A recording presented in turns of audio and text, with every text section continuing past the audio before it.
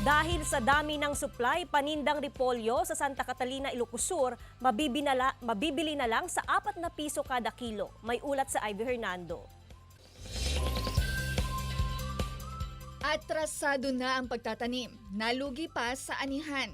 Ganito ang sinapit ng ilang magsasaka sa Santa Catalina, Ilocos Sur, ang bayang tinaguriang Vegetable Bowl of the North.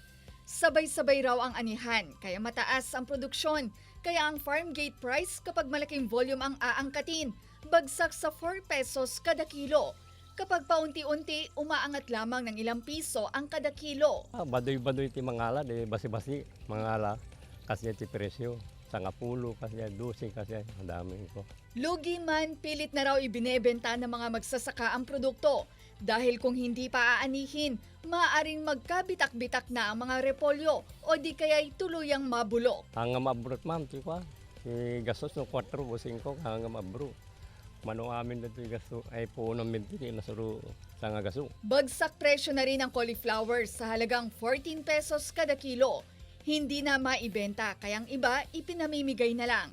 Sa Barangay Tamurong, nagsagawa na kamakailan ng pulong ang mga magsasaka at traders kaugnay sa magkakaibang presyo ng pag-aangkat. For example, kung 10 pesos na.